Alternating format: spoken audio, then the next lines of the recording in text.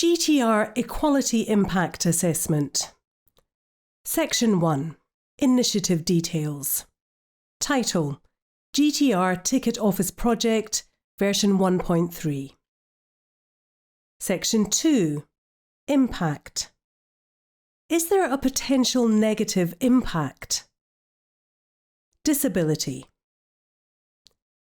Based on passenger assist data from the previous 6 periods, P11 to P3, we assist an average of over 6,000 customers with assisted travel bookings every rail period, 4 weeks. We support thousands more turn-up-and-go customers' assistances in addition to this, as most of our disabled customers prefer to travel on this basis on our network. We provide a broad range of assistance to make sure all disabled customers can travel with us independently and with confidence, which is underpinned by robust accessibility training and processes.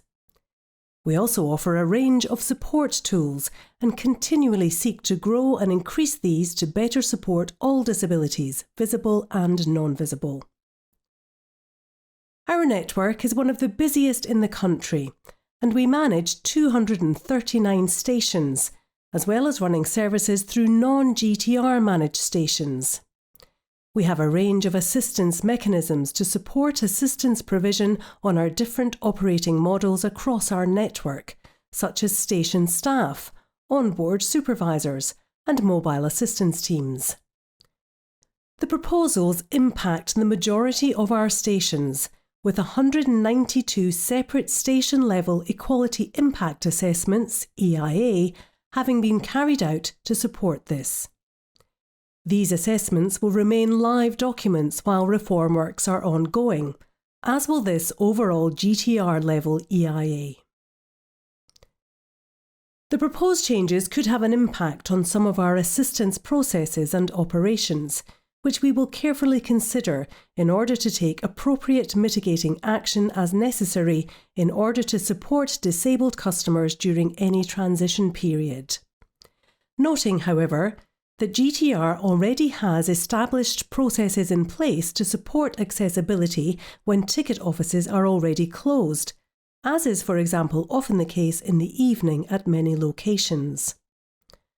Our approach to mitigation also applies to access to station facilities and making sure they are available to customers to the same extent as at present. We remain committed to making our services accessible for all and our anticipatory duty to make reasonable adjustments. We are also aware that retail changes set out in the proposals could have a greater impact on disabled customers, such as digital accessibility, accessibility of ticket vending machines, specific discounts for wheelchair users and blind and partially sighted customers, D30 and D50, which are only available from ticket offices, and the use of cash. Some of the mitigation work will be discussed at an industry level to negate the risk of a fragmented approach across train operating companies, TOCs, including retail, ticketing, and assistance propositions. Age. Many customers who travel with us are older and more likely to need additional support, and many of our stations are located in places with high populations of retired people. Rail travel is often an important mode of public transport for older customers who may not have a private vehicle, so rely on public transport. Many bus routes connect people with our stations, especially in more rural areas. In addition to this, older people may not be as familiar and comfortable buying tickets online or through other digital means and may need more support during a transition period. Many older people use cash as their main payment method when buying rail tickets. We will take this into account and identify necessary actions to mitigate this potential impact. Pregnancy and maternity. Many customers who travel with us are pregnant or are parents with small children. In some areas, train travel is relied upon by these customers. We offer a range of support to these customers, such as baby on board badges and priority seat cards. Our step-free facilities also benefit people travelling around with prams, such as lifts and enclosed waiting rooms. Many of our stations also have baby changing facilities. These changes could have an impact on the support we provide these customers and access to facilities. We will therefore consider these impacts and how to mitigate to make sure support remains available. Section 3. Outcome. Evidence. At the outset, we would like to highlight for both the GTR EIA and the station EIAs that the current consultation will provide a further source of evidence, in addition to any other consultation activity GTR may be undertaking, and that the EIAs will be updated to reflect this. Relevant data was considered and utilised, including to support across all station EIAs. This data included passenger assist bookings data for previous 6 months. This period was chosen as it best reflects the way customers are travelling and booking assistance following the increased volumes of customers now travelling post-COVID. Our data on unbooked assists is captured via either the Passenger Assist Staff app, for stations taking part in the adoption pilot of this app, or an internal SharePoint assistance form that all other frontline station colleagues are asked to complete when they provide any assistance to our customers. However, unbooked assist data is captured on a best endeavours approach, and recorded volumes are likely to be lower than the actual number of assists provided due to the fast-paced and often unpredictable operational nature of the running of a railway. Our priority will always be providing a safe service with a high level of customer service, and so expect the real number of unbooked assists delivered is higher than what has been recorded to date. However, the Passenger Assist Staff app is supporting improvement in this area. Station-level EIAs have been undertaken, which feeds into this overall GTR EIA for workforce reforms. This is in addition to a wide range of customer insights such as unbooked assistance volumes, assisted travel customer satisfaction surveys, accessibility mystery shopping, and customer relations data. As previously stated, these station-level EIAs will remain live documents while these reform works are ongoing, as will the GTR overall EIA. Accessibility. The below questions were covered in the station-level EIAs. This assessment is designed to provide a GTR-level overview of the points covered. Please describe in detail the impact of the proposed change. All questions are mandatory. 1. Who is the person currently responsible for receiving calls and coordinating assistance at this station? This answer covers the overall GTR position. Every station on our network has a set process for coordinating assistance depending on their level of staffing, physical accessibility, and mode of operation of the services calling there. There is little anticipated risk to assistance provision at any station likely to be impacted by potential reform as customers.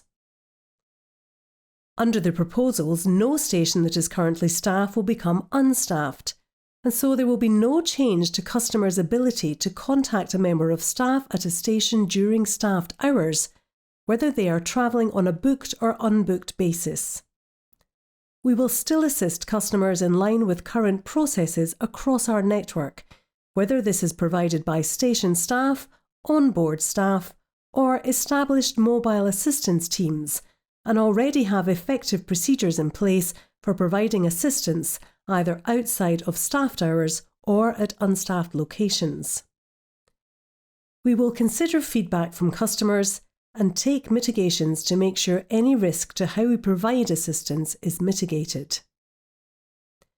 Stations served by mobile assistance teams or with services that have on-board staff are also supported and coordinated by the assisted travel team based in our rail operations control.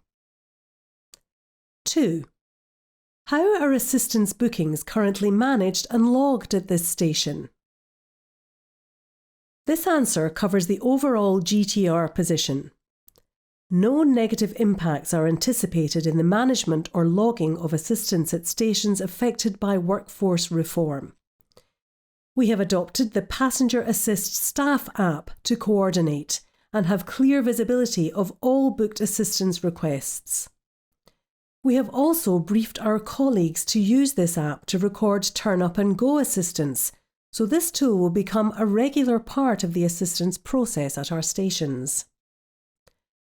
All station and onboard teams have now been trained and have access to this staff app, and all assistance logging will go through this method from mid-July 2023. The app will support our station and onboard teams with the management of assistance delivery on our services. However, it will not replace our established handover protocol where the origin station calls ahead to the destination to provide relevant information and arrange for the customer to be met on arrival there. At unstaffed and partially staffed stations, our Rail Operations Centre, ROC, assisted travel team coordinate and manage assistance requests, booked and unbooked, which may be through mobile assistance team, onboard staff, or alternative transport as per current processes. 3.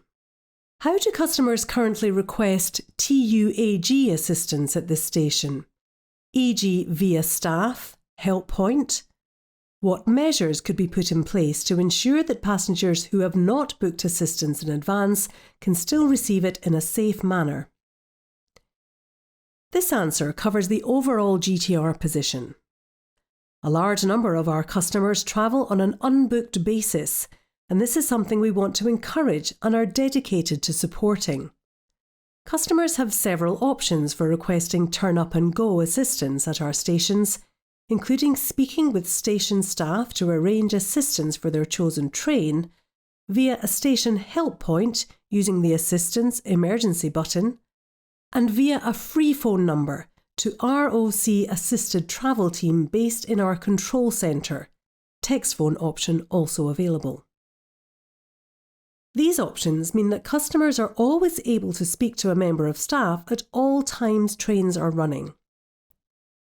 Although there is little anticipated impact to assistance provision as a result of potential reforms that can't be mitigated, we are looking into how we can make it as easy as possible for customers to contact a member of staff at any GTR station, such as additional signage, advertising the free phone telephone number, and a robust review of our station help points. 4.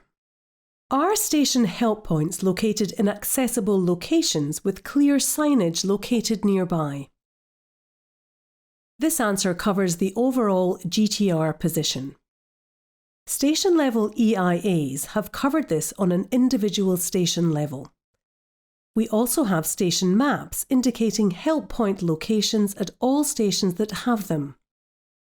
We will be reviewing these findings and taking any necessary improvement action to make sure customers are always able to get in touch with a member of staff from whichever GTR station they are travelling from. Further details on mitigation plans related to help points can be found in the Mitigation section. 5. Is there a taxi drop-off and pick-up point? Is it accessible? This answer covers the overall GTR position. Our station-level EIAs have captured this information for individual stations.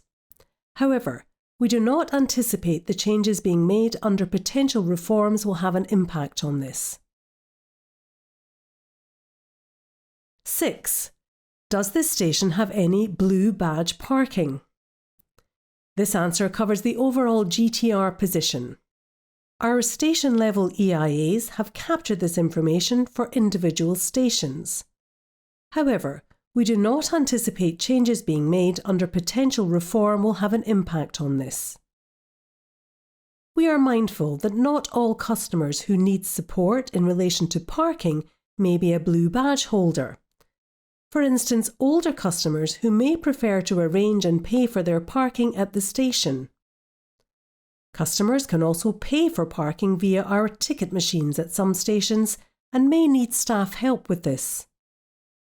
We will review our staff training to make sure station staff can continue to provide this assistance at the required locations. 7. Will there always be a member of staff responsible for receiving calls available to answer the dedicated assistance telephone number at all times trains are calling at that station? This answer covers the overall GTR position. All our station staff have access to the Passenger Assist Staff app on an individual mobile app provided to them. We have rolled this out with a dedicated training package and local area champions to make sure everyone is able to use this app when providing or coordinating assistance. This includes conductor and onboard supervisor colleagues. In addition to this, under our handover protocol, all stations have a dedicated assistance number to support the call-ahead process for arranging assistance at the destination. These are available on our internal station phone directory app. Some stations serve as hubs for phone diverts for stations that are unstaffed or partially staffed, to make sure assistance requests can be fulfilled at all times trains are running. This includes our ROC assisted travel team, acting as a central coordination point for our onboard staff on Southern. We have a number of processes in place to make sure assistance is available to customers at all of our stations at times trains are scheduled to call there. We will carry out a review to make sure that any diverts or processes currently in place remain suitable for any changes made under the proposals. 8. Is this station a hub for diverts of dedicated assistance telephone numbers for nearby stations? What ramp maintenance checks are currently in place at this station? This answer covers the overall GTR position. These details were captured by station-level EIAs and are operational processes established under our Accessible Travel Programme of improvements undertaken between 2020 and 2021. As mentioned in the answer for question 7, we will carry out a review to make sure that any diverts or processes currently in place remain suitable for any changes made under the workforce reform proposals. Our ramp maintenance check processes are well established, and there will continue to be robust checks in place for these important assets. We also have set fault reporting processes managed by our facilities department. These processes are not anticipated to be impacted by workforce reforms. 9. Could there be any impact on availability of staff to deliver ramp assistance? This answer covers the overall GTR position. At stations where there are staff available now to provide ramp assistance, there will still be staff available to provide ramp assistance under the proposals. We have a range of mechanisms in place for this, including station staff, onboard staff, and mobile assistance teams. At the majority of southern stations affected by the proposals, there are onboard supervisor or conductors onboard every train calling there, who will be able to provide assistance on or off a train. In most cases, these stations are only partially staffed at present, and assistance is already predominantly provided by onboard staff. A small number of southern stations will be covered by existing mobile assistance teams who are already active within the area at the times of day where they are proposed to become unstaffed. This is an area we continually monitor to make sure the operations we have in place across our network make our services as accessible to all customers as possible. 10. Will the station be unstaffed at any times when services are still calling there? This answer covers the overall GTR position.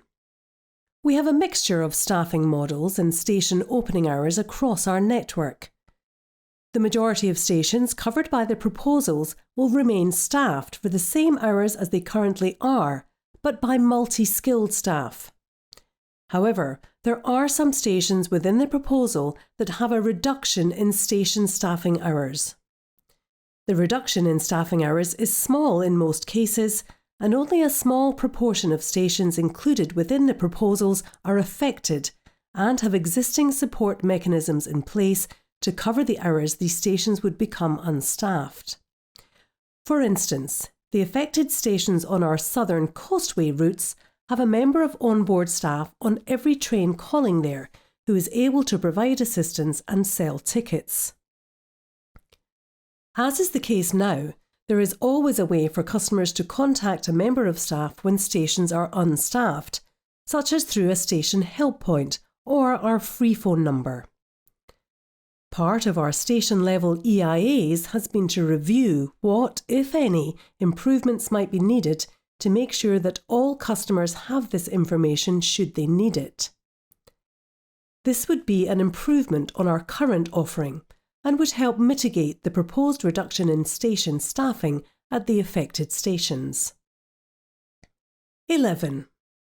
Is it common for trains at this station to be re-platformed at short notice?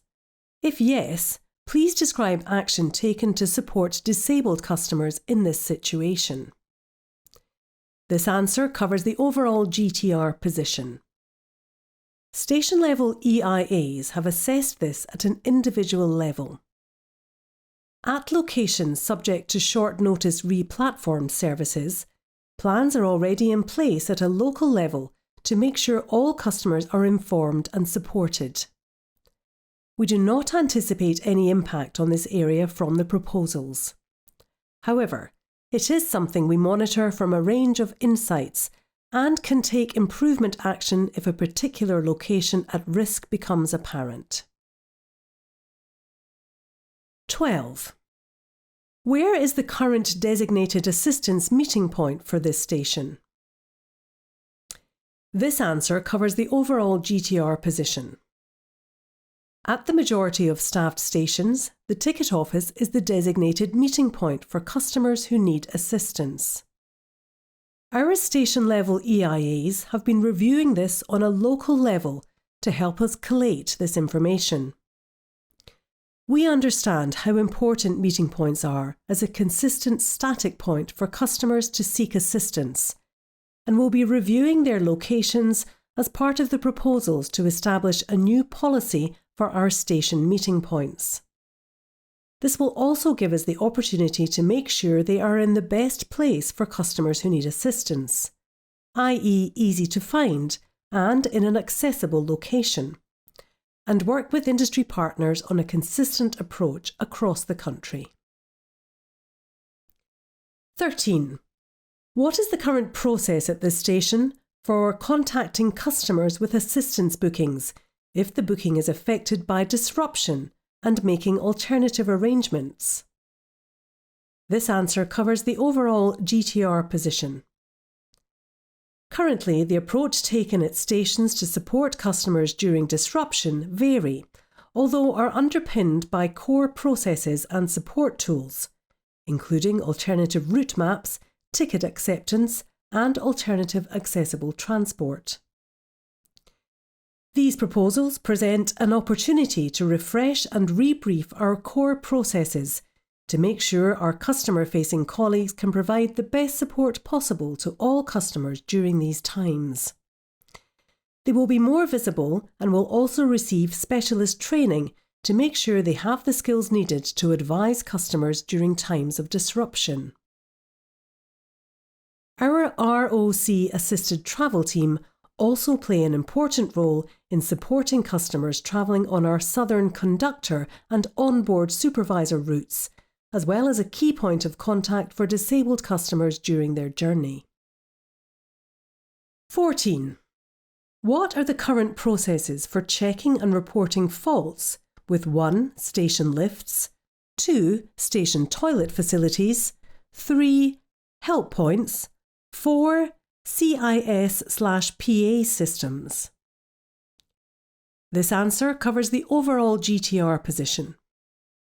We have well-established checking and fault reporting processes which already cover both staffed and unstaffed stations on our network. We do not anticipate the workforce reform proposals will have a significant impact on these areas, as there will be staff at all stations currently staffed who are able to carry out regular checks. We will also have processes in place to maintain access to station facilities to the same extent, so the staff responsible for this will provide an additional level of assurance to these important facilities. 15. Could the proposed change have any impact on entry or exit routes at the station? This answer covers the overall GTR position. Details of this have been captured for each station included within the proposals and will be fully reviewed. However, it is unlikely that these proposals will impact entry or exit routes at stations, as those stations with staff now will still have staff under the proposals. If it was proposed that an entry or exit route was to be closed under these proposals or any other proposals, we would assess the change to make sure that there was no negative impact to accessibility at the relevant station. 16. Could the proposed changes result in the permanent closure of any entrances or gates at this station?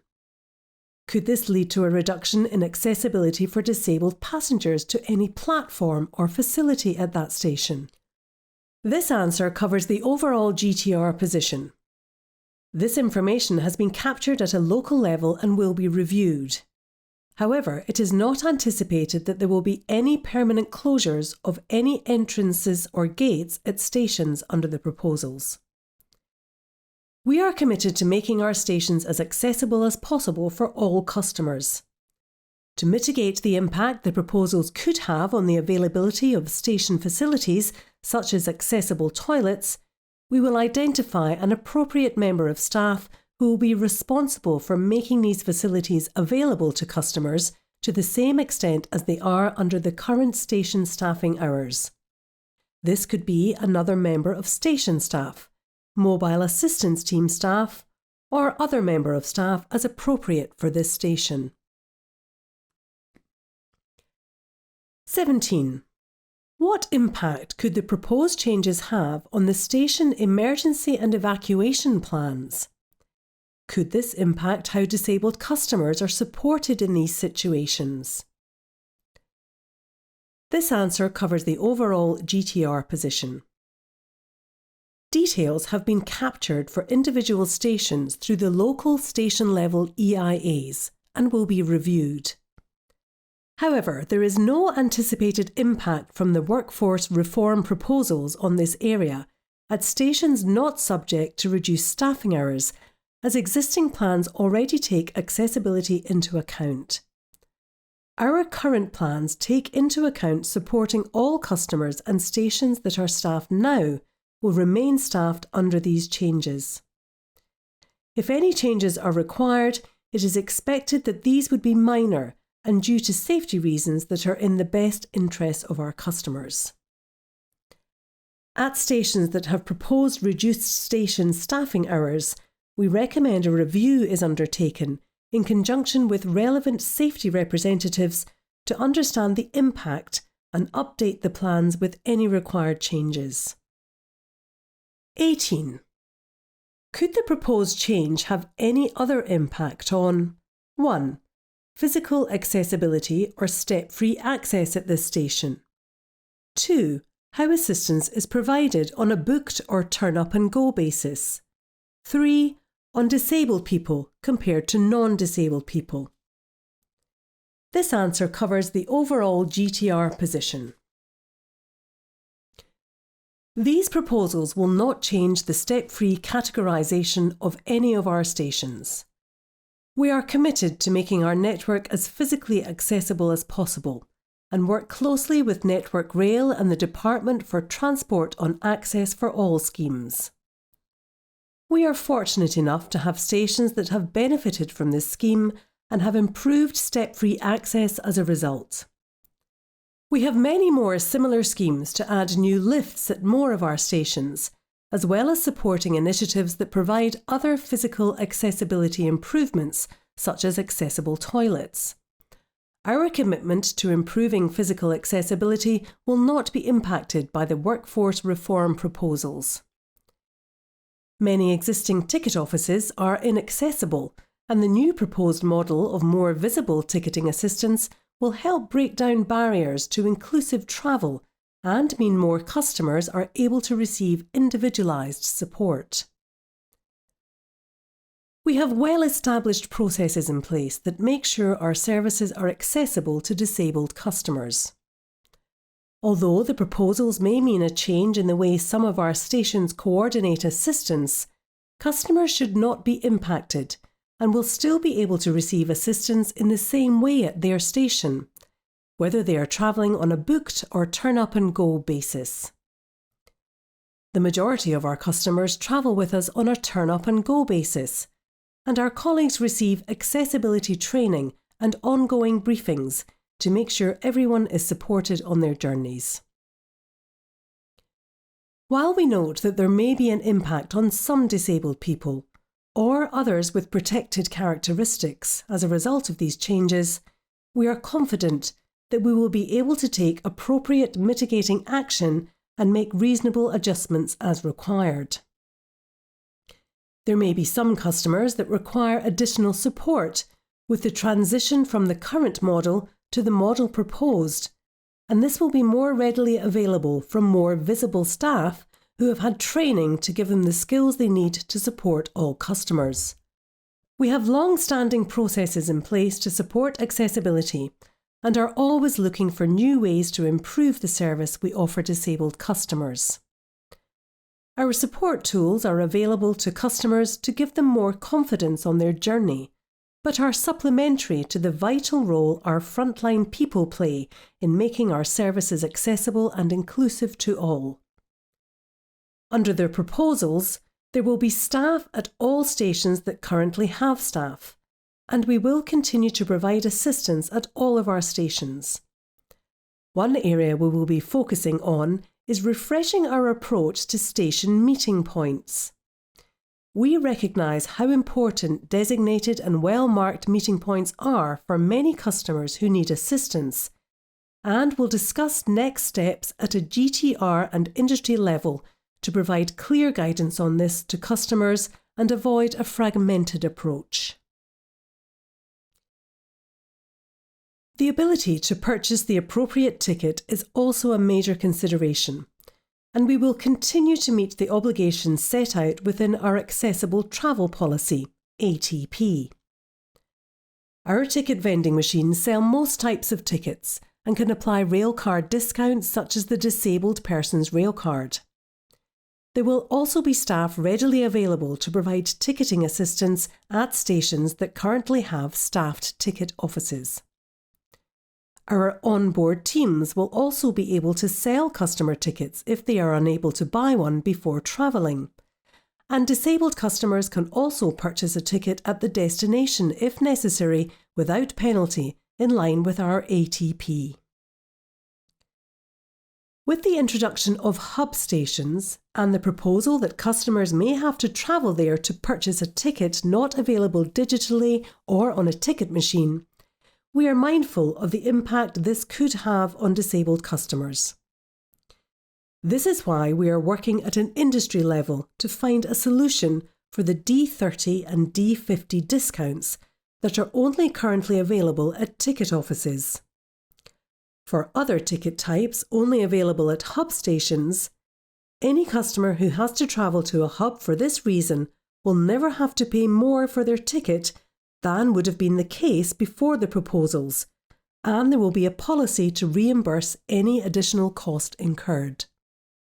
Additional training will be designed and delivered to frontline colleagues providing ticketing assistance to make sure they have the skills and knowledge to support all customers purchase an appropriate ticket, including those that do not have good access to digital options.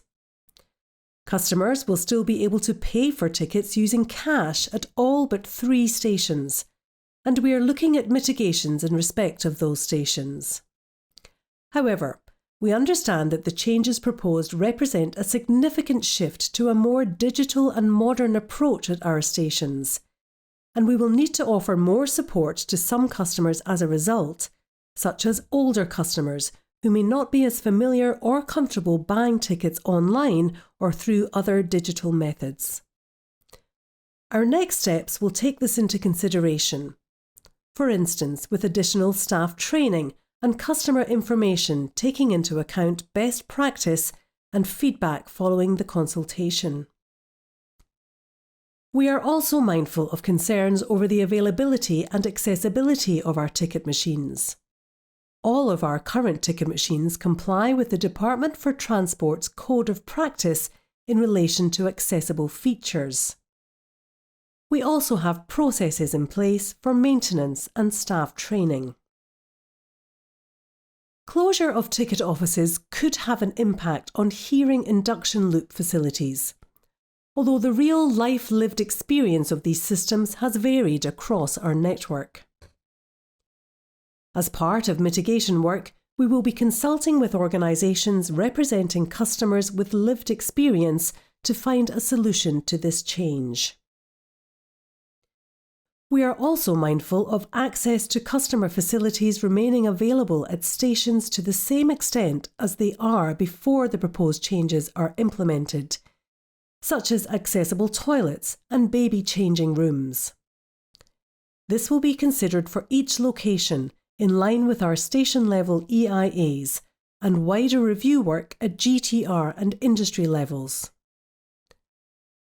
Additional safety reviews will also take place to make sure that alternative solutions are identified and actioned for any emergency alarms currently connected to ticket offices, such as alarms in some station-accessible toilets.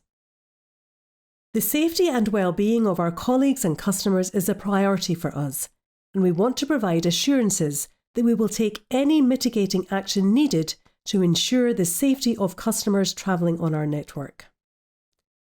Our station-level EIAs will remain live throughout the period of reform and will undergo review to identify any improvements to how easy it is for customers to request the help and assistance they need, and any other ways we could improve our accessibility offering. This will feed into a wider GTR level review to make sure all customers are supported through the transition. This will also remain a live and agile document throughout this time to make sure we are capturing all potential negative impacts on protected characteristics and implementing any necessary mitigations to support customers and inclusive travel on our services. Consultation. A public consultation on proposals will take place. Relevant stakeholders, including organisations representing disabled people, will be able to share their feedback and views on the proposed changes via this process. Mitigating action. We have undertaken station-level EIAs on stations that would be affected under the reform proposals. These documents will remain live and agile throughout the time of the consultation and implementation, if approved, to make sure that any potential negative impacts on those with protected characteristics are appropriately mitigated. We incorporated a standard set of questions within these station-level EIAs to collate consistent information across all affected stations and help us assess potential impacts on our legal and licence obligations and gather evidence in relation to this. We will continue to collate and review the findings and suggested mitigations from these assessments while these works are ongoing to make sure that our overall GTR level EIA accurately reflects the mitigation action and feedback on which it is based. We envisage common themes will be seen, which will need a consistent approach to be designed and delivered at a central level, such as a review of the meeting point policy. This will be a business priority to make sure any potential impacts on customers will be minimised and appropriately mitigated. As a result, this GTR level EIA will also remain a live and agile document throughout the period of change. We are conscious that there are many train operating companies making similar proposals, which would mean a large-scale shift for customers in relation to rail travel and the corresponding need to work with these operators and other industry partners to promote the opportunity to take a consistent approach to the supporting customers. This is particularly important in relation to disabled and older customers, so that we take consistent mitigations and avoid a complicated and fragmented network. We will also consider a range of customer insights and feedback received through the public consultation and broader stakeholder engagement, which will account for an additional source of evidence upon which these equality impact assessments can be based. This will ensure that we can consider any mitigation action needed during and following a transition period if the proposals are approved. We are mindful of our obligations under the Equality Act 2010, and particularly the duty to make reasonable adjustments for disabled customers. We will now outline several key areas that we have identified as needing mitigating action. At this stage, we do not have all the answers and will work collaboratively across the business with industry partners and groups and organisations representing customers, particularly disabled customers, to implement the best mitigations possible. Meeting points. We recognise that one of the biggest concerns under these proposals for disabled customers is the change from the default position of the ticket office being the meeting point customers could go to request assistance. We are particularly mindful of the feedback from blind and visually impaired customers that it is vital for maintaining independent travel that there is a set static meeting point, and the impact moving staff out of the ticket office and around the station could have. This is therefore an area we will consider carefully and seek customer feedback on, as well as work with fellow train operators to establish a consistent approach across the network.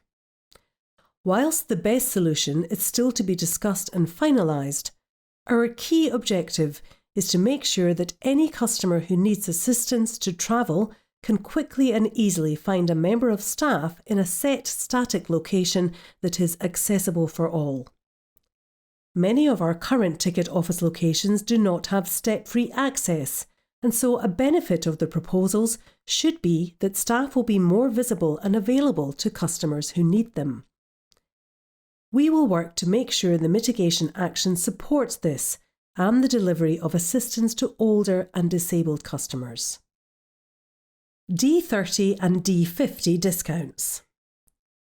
These discounts are only currently available from ticket offices for wheelchair users and blind and visually impaired customers.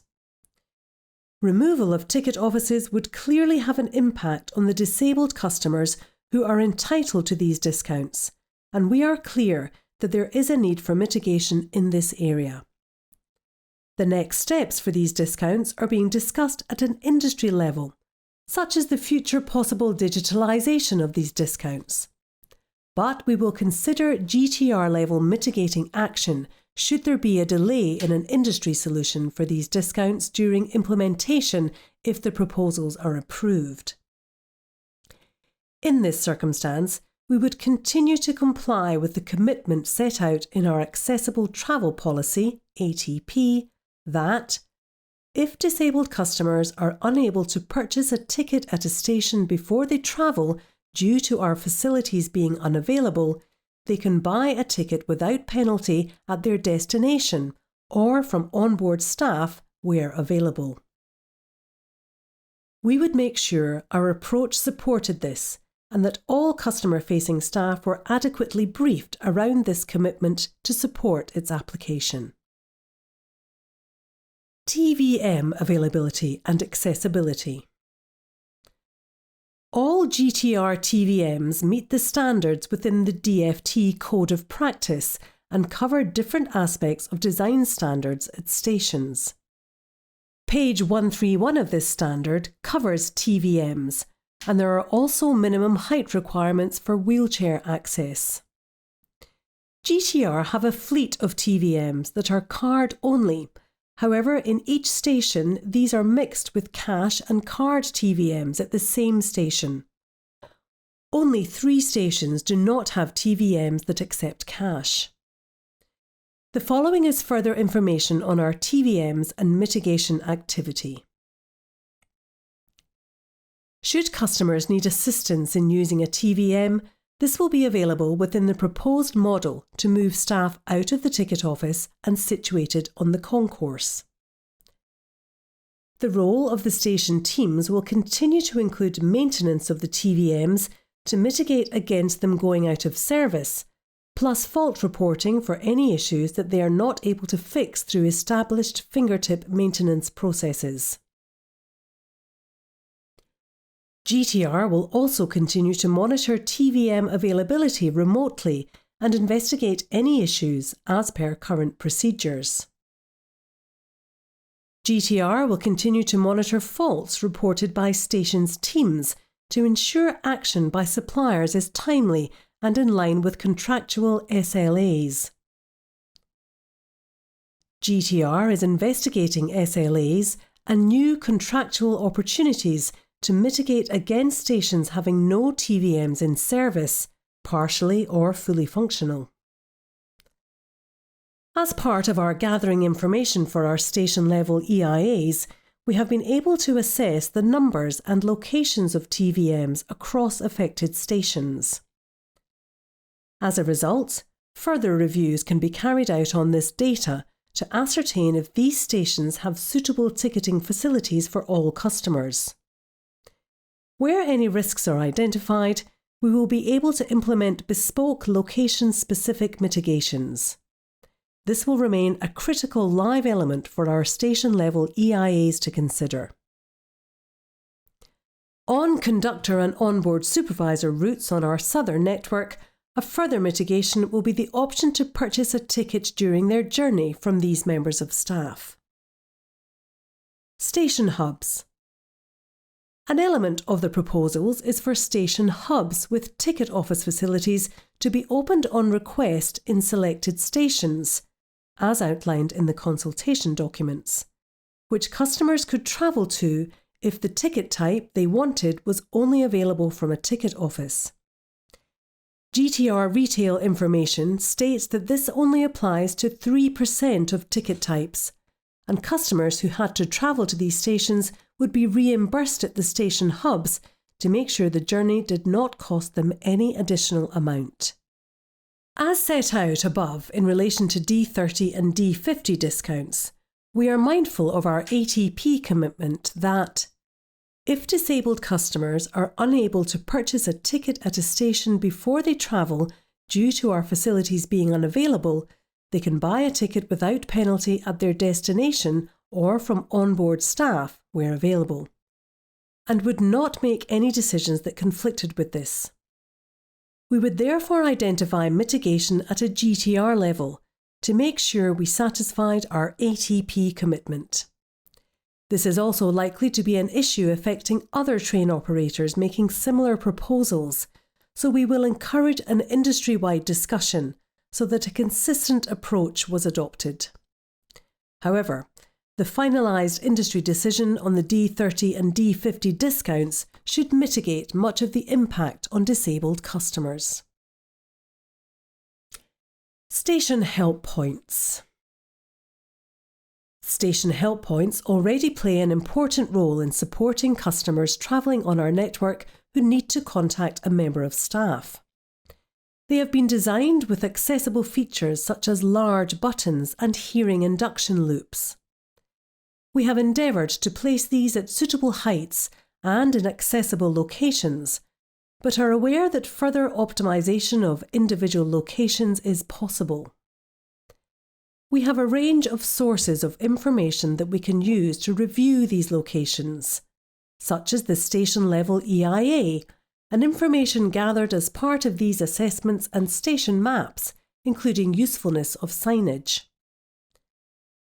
This has helped capture any obvious places where mitigations are needed as part of these proposals to make sure customers can always contact a member of staff through these facilities or an appropriate alternative, such as our free phone number to our assisted travel team based in our Rail Operations Control, ROC, as it is not likely to be possible to move existing help points. We will consider whether investment in additional help points could be a suitable mitigation for some stations affected by the proposals, as well as signage improvements. The station-level EIAs will be invaluable in reviewing solutions on a station-by-station basis. Checks of our help points are carried out as part of our service quality regime, which will support ongoing maintenance and fault reporting of these facilities. Our Accessibility Mystery Shopping programme also helps us assess the quality of communication and assistance customers receive through help points on our stations, which will inform ongoing training and resource needs. Lastly, we will be considering potential options for refreshing labelling on our help points to make it as inclusive as possible and indicate to customers which button to press for assistance, currently labelled Assistance/Emergency, with temporary stickers on help points on some of our routes. Stations with proposed reduced station staffing hours. We have a mixture of staffing models and station opening hours across our network. The majority of stations covered by the proposals will remain staffed for the same hours as they currently are, but by multi-skilled staff. However, there are some stations within the proposal that have a reduction in station staffing hours. The reduction in staffing hours is small in most cases, and only a small proportion of stations included within the proposals are affected. We have existing support mechanisms in place to cover the hours these stations would become unstaffed. For instance, the affected stations on our southern coastway routes have a member of on-board staff on every train calling there who can provide assistance and sell tickets. In other parts of our network, we have established mobile assistance teams that can offer assistance. As is the case now, there is always a way for customers to contact a member of staff when stations are unstaffed, such as through a station help point or our free phone number. These mechanisms will continue to support both turn up and go and booked assistance at these stations. Hearing induction loops. Many of our ticket offices are fitted with hearing induction loop facilities to support hard of hearing customers when speaking to staff through the ticket office window. The removal of this window and having staff available in the concourse will support better communication and support. However, we recognise that stations can be noisy, busy environments and want to make sure the potential removal of induction loop facilities does not create a barrier to customers who rely on them.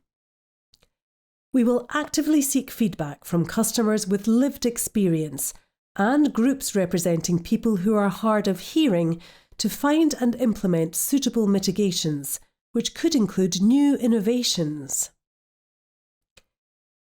We will also support colleague awareness internally through training and engagement on potential communication barriers and how to support all customers. Access to station facilities. We are committed to maintaining the same level of access to station facilities at stations affected by the proposals as is currently available.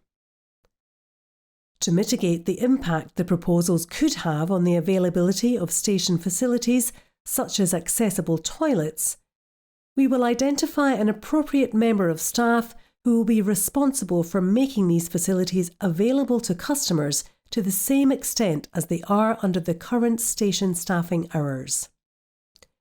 This could be another member of station staff, mobile assistance team staff, or other member of staff as appropriate for this station. The station-level EIAs will support the design of the exact solution for each station affected to make sure that customers are not impacted by changes made under the proposals if they are implemented. We are confident in the maintenance and fault reporting processes we currently have in place, with a range of checks being undertaken on regular frequencies. We will, however, keep this under review for all stations impacted by the proposals, particularly those with station lifts, to make sure we have considered any potential negative impacts and act to take mitigations if needed. Accessible toilet emergency alarms connected to ticket offices. We are aware that some emergency alarms from accessible toilets at stations sound in ticket offices. Work is underway as a priority to confirm which stations are impacted and to identify a suitable mitigation strategy. This will be undertaken in conjunction with safety and facilities teams. Station car parking, non-digital support. We have identified a potential area customers may need support, particularly those that do not have access to or are confident in digital options. Whilst most customers pay for their parking at our station car parks digitally, tickets can also be purchased at TVMs at relevant stations, and staff may need to assist customers with this in some cases. We will therefore be including this within our training programme for the new multi-skilled station role. This is not an exhaustive list of areas for mitigations under the proposals, and additional examples may be included in this assessment throughout the time these proposals are live, and through the implementation period if they are approved. Any final assessments and decisions, including station-level EIAs, will be formed following engagement with customers and stakeholder groups to make sure we achieve the best outcome that supports customers through this time of change should the proposals be approved. In this circumstance, a detailed plan would be created to support the transition period, and customer feedback and accessibility would play a pivotal role in this.